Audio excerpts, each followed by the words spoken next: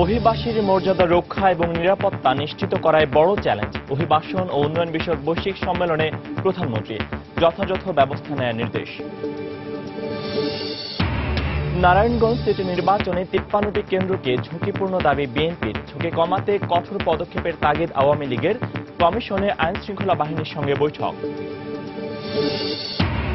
বিচার বহির্ভূত হত্যাকাণ্ড, নাগরিক অধিকার নিশ্চিত না হওয়া এবং আইনের শাসনের অভাবে মানবাধিকার রক্ষায় অনেকটাই পিছিয়ে বাংলাদেশ।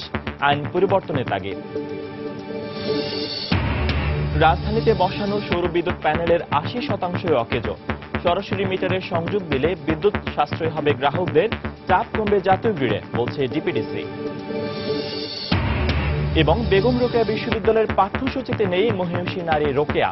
বঞ্চিত হচ্ছেন শিক্ষার্থীরা। প্রতিটি বিভাগে এ বিষয়ে পাঠদান বাধ্যতামূলক করার দাবি।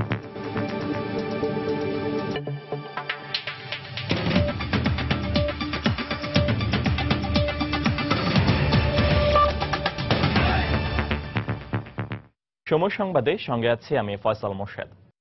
অভিবাসীর মর্যাদা রক্ষা এবং নিরাপত্তা নিশ্চিত করাই এখন বড় চ্যালেঞ্জ। যে কোনো পরিস্থিতিতে তাদের অধিকার যাতে সুরক্ষিত থাকে সে ব্যবস্থা নেওয়ার নির্দেশ দিয়েছেন প্রধানমন্ত্রী শেখ হাসিনা। সকালে রাজধানীর বঙ্গবন্ধু আন্তর্জাতিক সম্মেলন কেন্দ্রে অভিবাসন ও উন্নয়ন বিষয়ক বৈশ্বিক সম্মেলনে একথা বলেন প্রধানমন্ত্রী। বিশ্বায়নের এই যুগে বিপুল সংখ্যক মানুষের বিচরণ অব্যাহত থাকবে। সুতরাং আমাদের সামনে চ্যালেঞ্জ হচ্ছে আমরা কিভাবে মানুষের চলাফেরা আরো নিরাপদ, নিয়মিত ও সুশৃঙ্খল করতে পারি। পাশাপাশি নিশ্চিত করা প্রয়োজন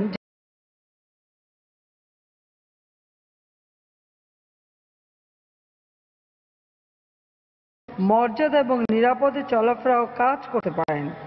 তাদের অবস্থা নির্বিশেষে যে কোনো পরিস্থিতিতে তাদের অধিকার যাতে সুরক্ষা পায় সে ব্যবস্থাও করতে হবে। অভিবাসন আর কোনোভাবেই আমাদের এবং তাদের মধ্যকার বিষয় নয়। এটা সব মানুষের এবং সব রাষ্ট্রের সমৃদ্ধি ও কল্যাণ সম্পর্কিত বিষয় হিসেবে গণ্য হচ্ছে। অভিবাসন একটি জটিল মানবিক ব্যাপার। অভিবাসন এবং অভিবাসীকে ভয় পাওয়ার বা তাদের এড়ানোর কোনো কারণ নেই, বরং অভিবাসন সুশাসনে উপযুক্ত পরিকাঠামো প্রণয়নের মাধ্যমে অভিবাসনের রূপান্তরমূলক সম্ভাবনাকে কিভাবে বাস্তবায়ন করা যায় তা আমাদের ভেবে দেখা প্রয়োজন। গত কয়েকদিনের মতো আজও সকাল থেকে গণসংযোগে নেমেছেন নারায়ণগঞ্জের মেয়র প্রার্থীরা। ভোটারদের কাছে গিয়ে নানা প্রতিশ্রুতির মাধ্যমে নিজেদের পক্ষে ভোট প্রার্থনা করছেন তারা। সকালে নগরীর ৯ নম্বর ওয়ার্ডের জালকুড়ি এলাকায় ভোটারদের কাছে যান আওয়ামী লীগের মেয়র প্রার্থী সেলিনা হায়াত আইভী। এ সময় এক সংক্ষিপ্ত পথসভায় আইভী নারায়ণগঞ্জকে আধুনিক নগরী হিসেবে গড়ে তোলার প্রত্যয় ব্যক্ত করেন। এজন্য দলমত নির্বিশেষে সবার কাছে ভোট চান তিনি। এ সময় সাধারণ মানুষজন ছাড়াও তার সঙ্গে ছিলেন নারায়ণগঞ্জ আওয়ামী লীগের নেতাকর্মীরা। অন্যদিকে শহরের বঙ্গবন্ধু রোড এলাকায় গণসংযোগ করেন বিএনপির মেয়র প্রার্থী সাখাওয়াত হোসেন খান। তার পক্ষে গণসংযোগে যোগ দেন বিএনপির মহাসচিব মির্জা ফখরুল ইসলাম আলমগীর। নারায়ণগঞ্জের উন্নয়নের স্বার্থে সবাইকে ধানের শীষে ভোট দেওয়ার আহ্বান মির্জা ফখরুল জানান।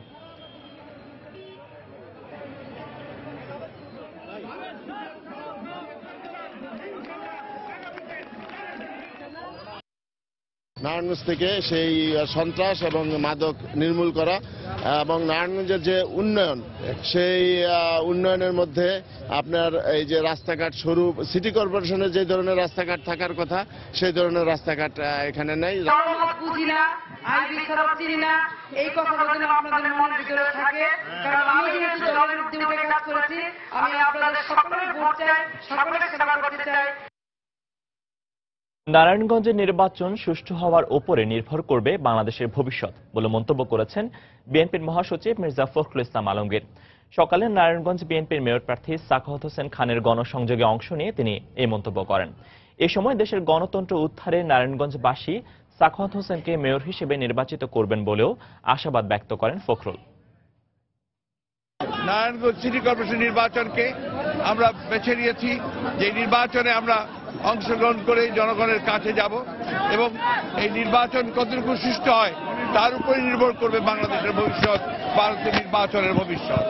আমরা বিশ্বাস করি যে জনগণের ঐক্যবদ্ধ আন্দোলনের ফলে, ঐক্যবদ্ধ অবস্থানের ফলে অবশ্যই বাংলাদেশের জনগণ বিজয়ী হবে এবং আগামী দিনগুলোতে অবশ্যই গণতন্ত্র প্রতিষ্ঠিত হবে।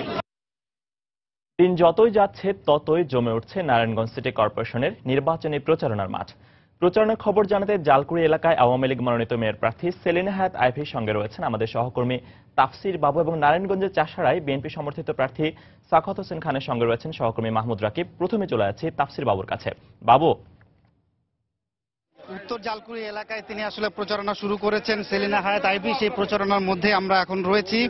তিনি এখানকার বিভিন্ন এলাকায় কিন্তু একের পর এক রাস্তাঘাটে ঘুরেছেন এবং মেঠো যেসব পাড়া মহল্লা রয়েছে সবগুলোতে গিয়েছেন এবং আমরা দেখেছি যে তিনি জনগণের কাছে, ভোটারদের কাছে গিয়ে যে ভোটগুলো চেয়েছেন এবং সেখানে তিনি যেটি বারবার বলার চেষ্টা করছেন যে তার এই ভোট প্রার্থনার মধ্যে দল মত নির্বিশেষে সকলেরই ভোট তিনি চান।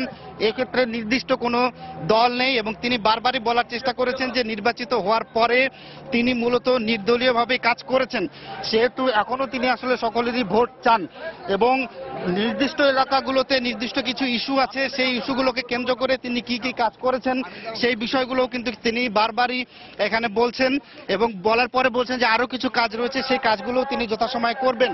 একটু আগে একটি মুক্তিযোদ্ধাদের পথসভায় তিনি বক্তব্য রেখেছেন এবং সেখানে তিনি বলেছেন যে প্রায় 60 থেকে 70 ভাগ গত 5 বছরে তিনি কাজ করেছেন এবং রাস্তাঘাট এবং ড্রেনের যে কাজগুলো ছিল চেষ্টা করেছেন সবগুলোই শেষ করার।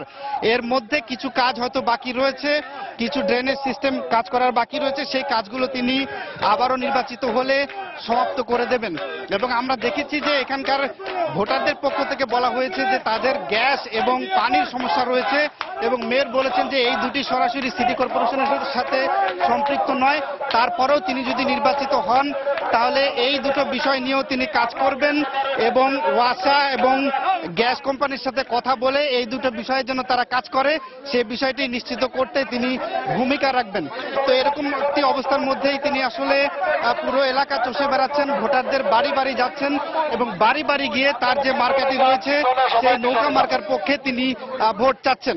এবং আমরা দেখেছি তিনি কিন্তু বারবারই বলছেন যে তিনি নির্দিষ্ট কোনো দল নয়, নির্দিষ্ট কোনো ধর্মের নয়, সকল মানুষের জন্য, জনগণের জন্য তিনি কাজ করতে চান এবং এর জন্য আরেকবার তিনি নির্বাচনে দাঁড়াচ্ছেন এবং ভোট চাচ্ছেন। তো এই ছিল আসলে সেলিনা হায়াত আইভীর কাছ থেকে সর্বশেষ। আমরা এখন চলে যাচ্ছি সহকর্মী মাহমুদ রাকিবের কাছে, সেখানে রয়েছেন বিএনপির মনোনীত প্রার্থী সাখাওয়াত হোসেন। হ্যাঁ তাফসীর, আপনি যেমনটি বলছিলেন যে সেলিনা হায়াত আইভীর কথা, আমি আছি এই মুহূর্তে সাখাওয়াত হোসেন খানের যে ধানের শীষ মার্কার প্রচারণায় আমরা এই মুহূর্তে আছি নগরীর খান সাহেব মোড় চাষারা মোড় পাড়ি আমরা এসেছি।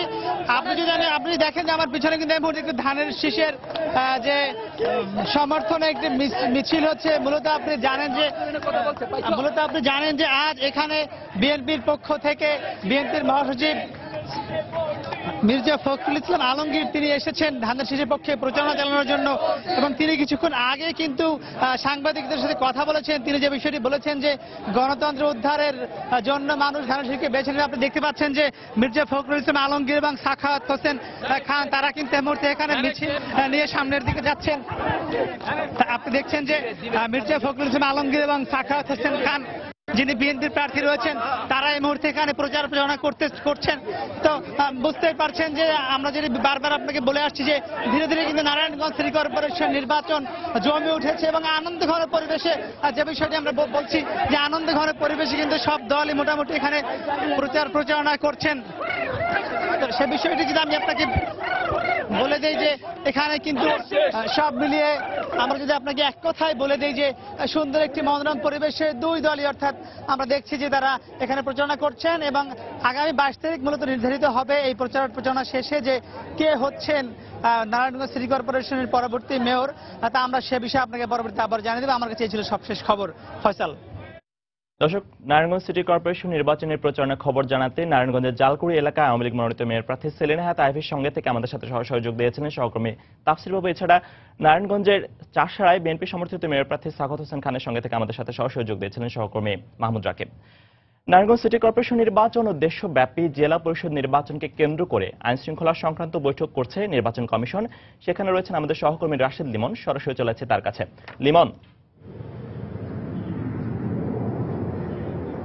Faisal, 22 December Narayanganj city corporation নির্বাচন এবং 28 ডিসেম্বরে এই জেলা পরিষদ নির্বাচন, এই দুইটি নির্বাচনকে সামনে রেখেই কিন্তু আইন শৃঙ্খলা সংক্রান্ত বৈঠকটি শুরু হয়েছে ঘণ্টাখানেক আগে। এবং এই বৈঠকে মূলত আমি যদি বলি নারায়ণগঞ্জের প্রসঙ্গটা যদি আগে বলি, যে নারায়ণগঞ্জ সিটি কর্পোরেশন 22 ডিসেম্বর নির্বাচন এবং এই নির্বাচনকে কেন্দ্র করে আসলে আইন শৃঙ্খলা বাহিনীর কি ভূমিকা হবে এবং কি পরিমাণ আইন শৃঙ্খলা বাহিনীর সদস্য মোতায়েন থাকবে। পাশাপাশি আমরা দেখেছি যে বেশ কয়েকবার একাধিক প্রার্থী কিন্তু বিভিন্নভাবে, যদিও তারা লিখিতভাবে কমিশনের কাছে আবেদন জানায়নি, কিন্তু তারা বেশ কয়েকবার কিন্তু তারা সেনা মোতায়েনের কথা দাবি জানিয়েছিল নির্বাচন কমিশনের। সেই সেনা মোতায়েনের কি আদৌ কোনো প্রয়োজন আছে কিনা, মূলত নির্বাচন কমিশন যে বসেছে প্রধান নির্বাচন কমিশনার কাজী রকিবউদ্দিন আহমেদের নেতৃত্বে, তারা আসলে এই যে বিভিন্ন জায়গা থেকে আসা, বিশেষ করে নারায়ণগঞ্জের যে আইন শৃঙ্খলা বাহিনীর সদস্যরা রয়েছে, বিভিন্ন গোয়েন্দা সংস্থার থেকে প্রতিনিধি রয়েছে, তাদের কাছ থেকে পুরো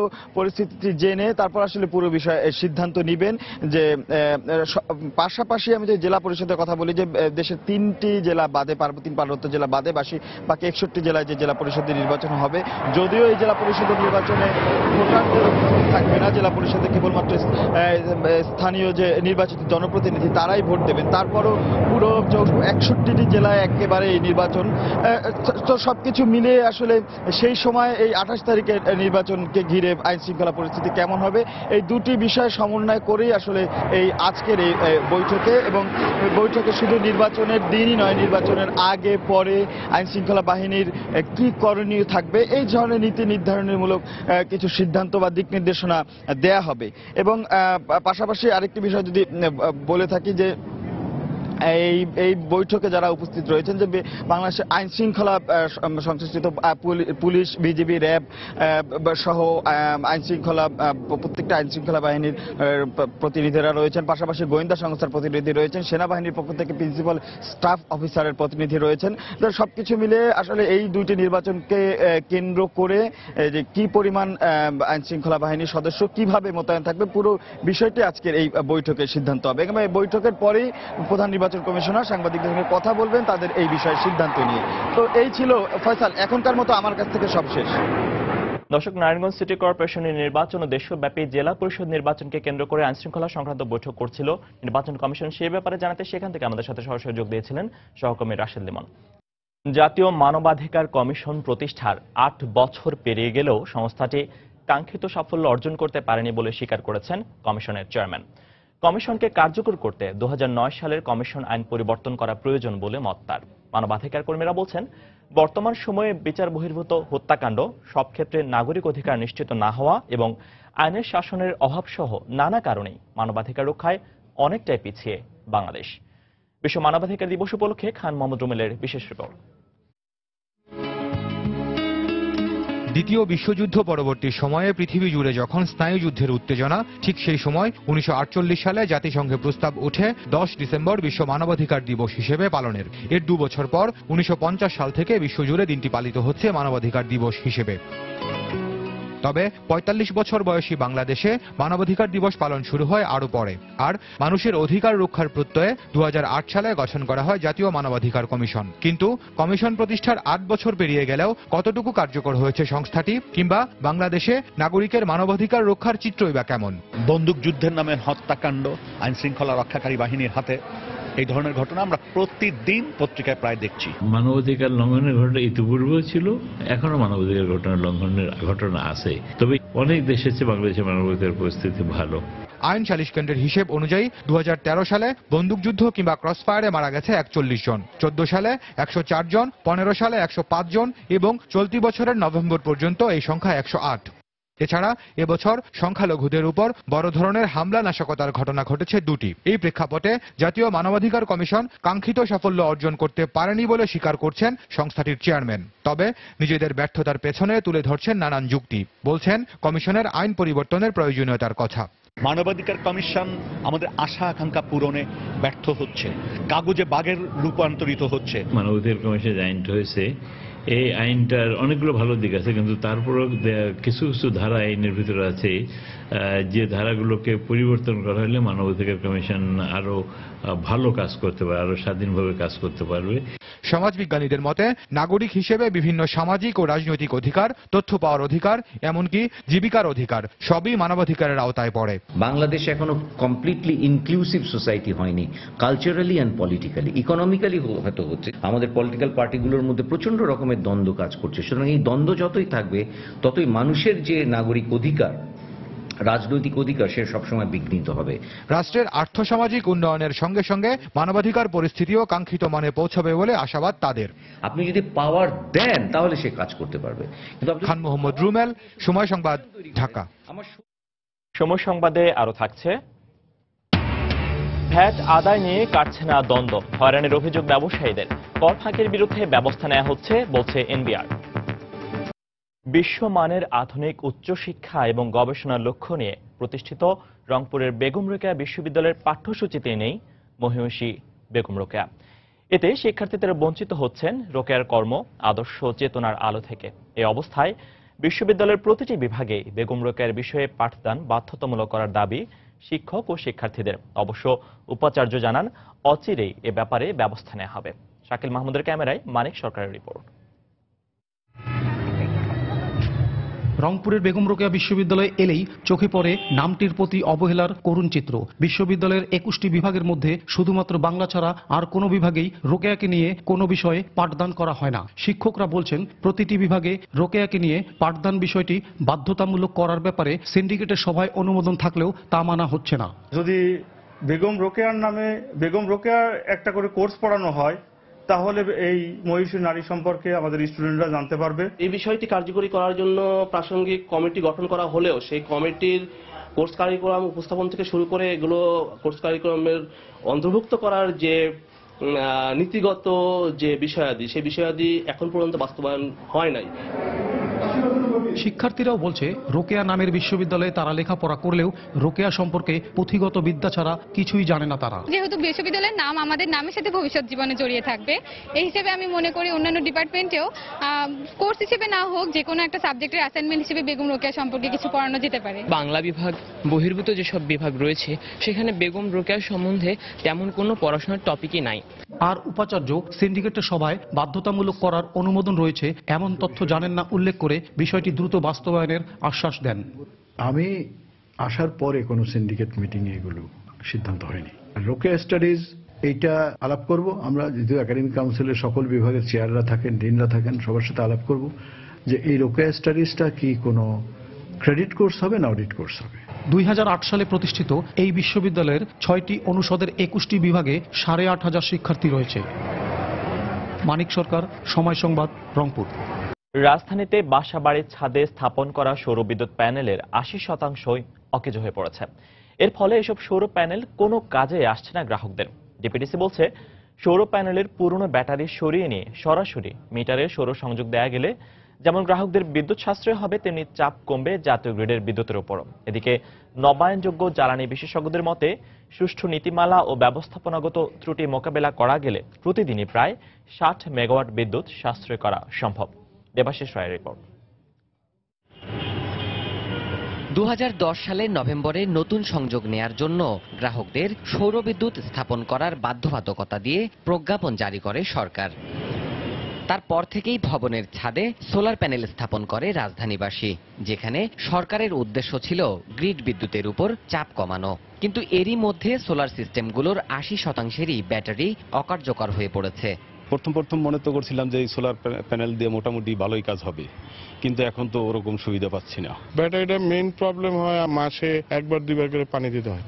পুরনো ব্যাটারি অপসারণ করে সরাসরি মিটারে সোলার প্যানেলের সংযোগ দেয়া গেলে কাজে আসবে এই পদ্ধতি। কারিগরি ভাষায় একে গ্রিড টাইড ইনভার্টার বলছে ডিপিডিসি।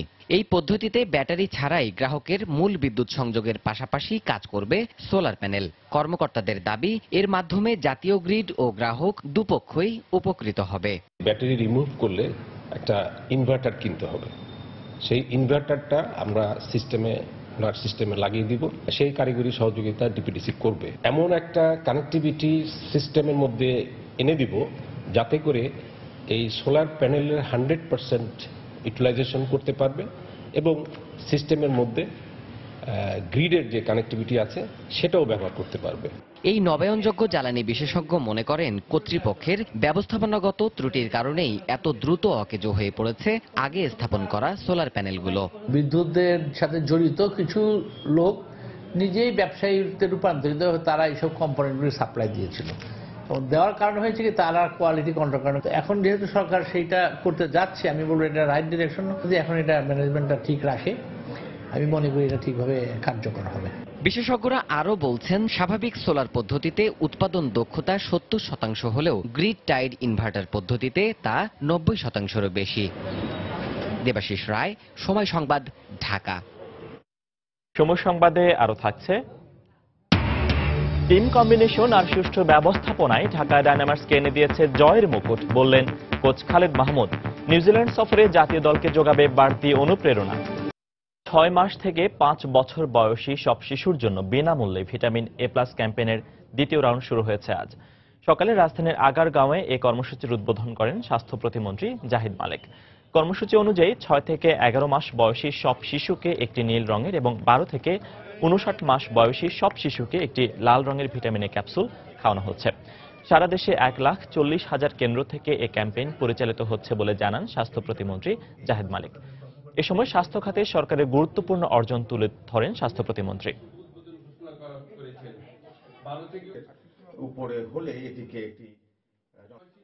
সুস্থ নাগরিক দরকার এবং সেটা সম্ভব হবে আমাদের যদি সুস্থ শিশু থাকে, সুস্থ সন্তান থাকে এবং সুস্থভাবে যদি গড়ে ওঠে যারা আগামী দিনের ভবিষ্যৎ, আগামী দিনে যারা কান্ডারি এই দেশে, তাদেরকে আমাদের সুস্থ রাখতে হবে। প্রাইম মিনিস্টার সবসময় স্বাস্থ্য খাতকে উনি অগ্রাধিকার দিয়ে থাকেন। অনেকগুলো ইনস্টিটিউট বানিয়েছে। এই কিছুদিন আগে যে বার্ন ইনস্টিটিউট হয়েছে, এখানে আই ইনস্টিটিউট হয়েছে, ইএনটি ইনস্টিটিউট হয়েছে, অনেক হাসপাতাল হয়েছে। সবচেয়ে বড় খাত হিসেবে চিহ্নিত করে রাজস্ব আদায়ে সরকার ভ্যাট আদায়ের উপর জোর দিলেও এ নিয়ে ব্যবসায়ীদের সঙ্গে দ্বন্দ্ব কাটছে না। ব্যবসায়ীদের অভিযোগ, আমদানি পর্যায়ে অগ্রিম ভ্যাট দেওয়ার পরেও উৎকোচ আদায়ে হয়রানি করছেন মাঠ পর্যায়ের ভ্যাট কর্মকর্তারা। অন্যদিকে এনবিআর এর দাবি হয়রানি নয়, যারা ভ্যাট ফাঁকি দিচ্ছেন তাদের বিরুদ্ধে ব্যবস্থা নেওয়া হচ্ছে। এই অবস্থায় পাইকারি ও খুচরা পর্যায়ে সঠিকভাবে ভ্যাট আদায়ে এনবিআর এর সক্ষমতা বাড়ানোর পরামর্শ বিশ্লেষকদের। বিস্তারিত জানাচ্ছেন হাজেরা শিউলি। 1991 সালে কর ব্যবস্থায় নতুনভাবে সংযোজন হয় পরোক্ষ কর ভ্যাট। আড়াই দশকে রাজস্ব আহরণের শীর্ষ খাতে পরিণত হয়েছে ভ্যাট। পণ্য আমদানি থেকে শুরু করে উৎপাদন ও বিক্রি পর্যায়ে আরোপিত ভ্যাট সবশেষে ক্রেতার উপর বর্তালেও ব্যবসায়ীদের অভিযোগ ভ্যাট আদায়ের নামে হয়রানি কমেনি। এদিকে ভ্যাট থেকে যথাযথ রাজস্ব আদায়ে সরকার 2017 জুলাই থেকে সব ক্ষেত্রে অভিন্ন হারে 15% ভ্যাট নেওয়ার সিদ্ধান্ত নিলেও নতুন আইনে প্যাকেজ ভ্যাট বহাল রাখার দাবি ক্ষুদ্র ব্যবসায়ীদের। অ্যাড সোর্সের পরে তার কাছ থেকে আর কোনো ফার্দার ট্যাক্স চাওয়ার কোনো সুযোগ নাই, ভ্যাট চাওয়ার। কিন্তু এখন তারা কাগজপত্র টানাটানি করতেছে যে আপনি তো এখানে 26.67% উপরে ভ্যাট দিচ্ছেন ভ্যালু এডিশন ধরে, এখন এটা আপনি বেশি দামে বিক্রি করতেন, বাড়তি টাকাটার উপরে ভ্যাট দিতে হবে। প্যাকেজ ভ্যাটটাকে আইনে সংযোজিত করা হোক, কারণ প্রত্যেক বছর এটা ওই ভ্যাট নিয়ে একটা দেন দরবার আমাদের করতে হয়। আমদানি করে যারা মাল নিয়ে আসছে তারা কিন্তু আমরা 15% ভ্যাট দিচ্ছি, দেওয়ার পরে আমরা আরো 4% দিচ্ছি, দেওয়ার পর আমাদেরকে আবার হয়রানি করা হচ্ছে। তবে হয়রানির অভিযোগ নাকচ করে এনবিআর এর কর্মকর্তাদের দাবি, ব্যবসায়ীদের ভ্যাট ফাঁকির বিরুদ্ধে ব্যবস্থা নিলেই হয়রানির অভিযোগ তোলা হয়। বিক্রি করছে বেশি দামে, লাভ করছে বেশি দামে, সংযোজন করছে মূল্য, তারপর ভ্যাট দিচ্ছে না। একটা পার্সের উপরে এখানে তারা আমদানি পর্যায়ে সংযোজন দেখাচ্ছে 31%, বিক্রি পর্যায়ে এটা 300%। এটা ধরতে গেলে তখন তারা বলছেন যে আমরা হয়রানি করছি। এদিকে প্যাকেজ ভ্যাট একেবারে তুলে না দিয়ে ধাপে ধাপে বাস্তবায়নের পরামর্শ বিশ্লেষকদের। একটা টার্গেট দিয়ে বলতে হবে যে ঠিক আছে এই সেক্টরে এতদিন পর্যন্ত তারা আপনারা এইভাবে আসেন, তারপরে এইভাবে আসেন, ট্রেনিং দিতে হবে রেগুলার। একই সাথে আমারও এখানে লোকবল বাড়াতে হবে। চলতি অর্থ বছরে ভ্যাট থেকে সর্বোচ্চ 74,100 কোটি টাকা রাজস্ব আহরণের লক্ষ্যমাত্রা নির্ধারণ করেছে এনবিআর। হাজেরা শিউলি, সময় সংবাদ, ঢাকা। চট্টগ্রামে জঙ্গি আস্তানায় অভিযানে আটক নিষিদ্ধ ঘোষিত জঙ্গি সংগঠন হরকাতুল জিহাদের 5 সদস্যের বিরুদ্ধে 3টি মামলা করেছে র্যাব। গতকাল দুপুরে নগরের আকবর শাহ থানায় মামলা 3টি করা হয়। অস্ত্র ও বিস্ফোরক আইনের পাশাপাশি সন্ত্রাস বিরোধী আইনেও তাদের বিরুদ্ধে অভিযোগ আনা হয়েছে। গত বৃহস্পতিবার ভোরে একে খান মোড় থেকে 2 হুজি সদস্যকে আটক করা হয়। পরে তাদের দেয়া তথ্যের ভিত্তিতে টানা 4 ঘন্টা পাহাড়তলীর জঙ্গি আস্তানে অভিযান চালিয়ে 12টি গ্রেনেড, বিপুল পরিমাণ বিস্ফোরক সহ আরো 3 হুজি সদস্যকে আটক করে র্যাব। গভীর বঙ্গোপসাগরে বাংলাদেশ নৌবাহিনীর বার্ষিক মহড়া সি থান্ডার চলছে। সকাল থেকে এই মহড়ায় নৌবাহিনী যুদ্ধজাহাজ, ফ্রিগেট এবং দ্রুতগতির সবগুলো নৌযান ও হেলিকপ্টার অংশ নিচ্ছে। পরিকল্পনা মন্ত্রী আফম মোস্তফা কামাল প্রধান অতিথি হিসেবে উপস্থিত রয়েছেন। সমাপনী দিনের মহড়ায় ভূমি থেকে ভূমিতে এবং ভূমি থেকে আকাশে মিসাইল উৎক্ষেপণ করা হবে। সক্ষমতা পরীক্ষার জন্য প্রতি বছর বাংলাদেশ নৌবাহিনী এ ধরনের মহড়ার আয়োজন করে থাকে।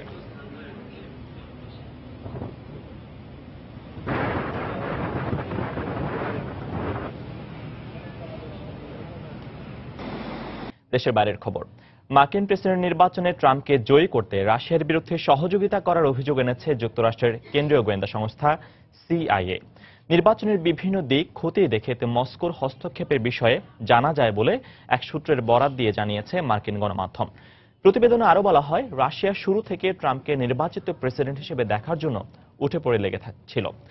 বিদায়ী মার্কিন প্রেসিডেন্ট বারাক ওবামা নির্বাচনের রাশিয়ার বিরুদ্ধে সাইবার হামলার অভিযোগ পুনরায় খতিয়ে দেখার নির্দেশ দেওয়ার পরপরই এ তথ্য পাওয়া গেল। মার্কিন নির্বাচনের আগে রাশিয়ার বিরুদ্ধে সাইবার হামলার অভিযোগ করে বর্তমান প্রশাসন। ডেমোক্র্যাট পার্টি ও দলটির প্রেসিডেন্ট পদপ্রার্থী হিলারির কয়েকজন সহযোগীর ইমেইল হ্যাক করে তথ্য হাতিয়ে নেওয়ারও অভিযোগ ওঠে রাশিয়ার বিরুদ্ধে। মার্কিন প্রেসিডেন্ট নির্বাচনে জয়ী প্রার্থী ট্রাম্পের মন্ত্রিসভা গোছানোর তোড়জোড়ের মধ্যেই এই নির্বাচনে দেখা দিল নতুন নাটকীয়তা। It will be broader than just looking at this past election. Our intelligence community determined that there was, but the president has made. কোনো অঘটন নয়, বিপিএল এর চতুর্থ আসরের মুকুট পড়েছে সবচেয়ে শক্ত দাবিদার ঢাকা ডায়নামাইটস। তবে মাঠে বা ড্রেসিং রুমের সবখানেই তারকাবহুলী দলটির টিম কম্বিনেশন ও ব্যবস্থাপনার জন্য কোচ এবং ফ্র্যাঞ্চাইজদের বুদ্ধিদীপ্ত সিদ্ধান্ত নিতে হয়েছে। আর মধুরের সমস্যা কাটিয়ে ওঠায় সফলতা পাওয়া সহজ হয়েছে, এমনটাই মত ডায়নামাইটস কোচ খালিদ মাহমুদ সুজনের। দারুণ এক বিপিএল এর পর উজ্জীবিত হয়ে নিউজিল্যান্ড সফরে খেলবে জাতীয় দল, এমনটাও বিশ্বাস তার। বিপিএল এর চতুর্থ আসরে ঢাকা ডায়নামাইটস চ্যাম্পিয়ন হয়েছে, এ গল্প অজানা নেই কারো। কিন্তু ফাইনাল ম্যাচটি না দেখে থাকলেও এ খবরে অবাক হতেন না অনেকেই। এ দলের ডাগআউটে চোখ বুলিয়ে সমীহের দৃষ্টি নিয়ে ফেরেননি এমন ক্রিকেট বোদ্ধা খুঁজে পাওয়া যাবে না। মায়েলা জয়বর্ধনের মতো বিশ্ববরেণ্য ব্যাটসম্যান ডায়নামাইটসের জার্সি গায়ে চাপানোর সুযোগ পেয়েছেন মাত্র 2 ম্যাচে। ইংলিশ অলরাউন্ডার রবি বোপারার দেখাও তেমন ভাবে মেলেনি। Sangakkara, Evin Lewis, Shakib, Bravo, Andre Russell, Nasir কি ছিল না দলে। অতি সন্ন্যাসীতে গাজন নষ্ট হয় কিনা এমন শঙ্কা উড়িয়ে দিতে ডায়নামাইটস কোচ আর ম্যানেজমেন্টকেও দিতে হয়েছে বিচক্ষণতার পরিচয়। এরকম একটা টিমের সাথে কাজ করাটা মানে আমি বলবো একটা কৃতিত্বের ব্যাপার, যে আমার বিরাট একটা এক্সপিরিয়েন্স। আমি মনে করি এতগুলা মানে বিগ স্টার বা মেগা স্টার ড্রেসিং রুমে মাহেরার মতো ছেলেকে 2টা মাত্র ম্যাচ খেলেছে, ভেরি আনফর্চুনেট, বাট টিমের সাথে সবাই সবকিছু মেনে নিয়েছে, এটাই সবচেয়ে বড় ব্যাপার ছিল। দেশীয় ক্রিকেটারদের মধ্যে নতুন মুখের আবির্ভাব উদ্দীপনা দেয় ডায়নামাইটস কোচকেও। বিপিএল মাতিয়ে নিউজিল্যান্ড সফরের আগে অস্ট্রেলিয়ার কন্ডিশনিং ক্যাম্পে ডাক পাওয়া মেহেদী মারুফের মতো ক্রিকেটারদের স্বপ্নের দরজা খোলার সময়ের ব্যাপার মাত্র, মানেন তিনি। মেহেদীকে আরো কষ্ট করতে হবে আমি মনে করি, এটা যেটা করেছে এটাও একটা আমি মনে করি ভালো একটা এক্সপোজার ওর জন্য। এক্সপোজারটাকে ধরে রাখতে হবে, পরিশ্রম করতে হবে, ব্যাটিং আরো কাজ করতে হবে। ডেফিনেটলি ইন্টারন্যাশনাল ক্রিকেট এত ইজি হবে না। রাহি ওয়াজ আউটস্ট্যান্ডিং, যে বোলিং করেছে আমার জন্য ওয়াজ অ্যাবসলিউটলি ব্রিলিয়েন্ট। ইয়াংস্টারদের জন্য দারুণ একটা ব্যাপার প্ল্যাটফর্ম। আমি যদি রাজশাহীর আফিফের কথা বলি, ধ্রুবর কথা বলি, কয়েকদিন পর 19 জন্য খেলতে যাবে, বিরাট একটা এক্সপিরিয়েন্স ওর জন্য। বিপিএল এর টি20 মহড়ার উজ্জ্বল নিউজিল্যান্ড সফরে জাতীয় দলকে বাড়তি অনুপ্রেরণা দেবে বলেও বিশ্বাস টাইগারদের সাবেক এই ম্যানেজারের। মাকসুম আলম খান, সময় সংবাদ, ঢাকা। এ পর্যায়ে শীর্ষ সংবাদ জানিয়ে দিচ্ছি আরেকবার। অভিবাসীর মর্যাদা রক্ষা এবং নিরাপত্তা নিশ্চিত করায় বড় চ্যালেঞ্জ। অভিবাসন ও উন্নয়ন বিষয়ক বৈশ্বিক সম্মেলনে প্রধানমন্ত্রী যথাযথ ব্যবস্থা নেওয়ার নির্দেশ। গত কয়েকদিনের মতো আজও সকাল থেকে গণসংযোগে নেমেছেন নারায়ণগঞ্জের মেয়র প্রার্থীরা। কমিশনে আইনশৃঙ্খলা বাহিনীর সঙ্গে বৈঠক।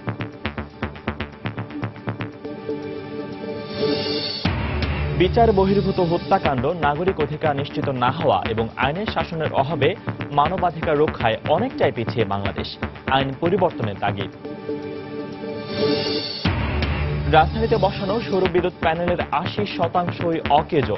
সরাসরি মিটারে সংযোগ দিলে বিদ্যুৎ সাশ্রয় হবে গ্রাহকদের, চাপ কমবে জাতীয় গ্রিডে, বলছে ডিপিডিসি। এবং বেগম রোকেয়া বিশ্ববিদ্যালয়ের পাঠ্যসূচিতে নেই মহিষী নারী রোকেয়া, বঞ্চিত হচ্ছেন শিক্ষার্থীরা। প্রতিটি বিভাগে এ বিষয়ে পাঠদান বাধ্যতামূলক করার দাবি। এই ছিল এখনকার মতো। যে কোনো খবর পেতে ভিজিট করুন সময়নিউজ.tv। যে কোনো বাংলানিক ও রবি নম্বর থেকে সময় সংবাদের খবর, অনুষ্ঠান সম্পর্কে জানতে এবং যে কোনো তথ্য সময় সংবাদকে জানাতে ডায়াল করুন 16242 নম্বরে। এছাড়া এই মাত্র পাওয়া খবর মোবাইলে পেতে SMS করুন *PN লিখে পাঠিয়ে দিন 16242 নম্বরে। সঙ্গে থাকুন সময়।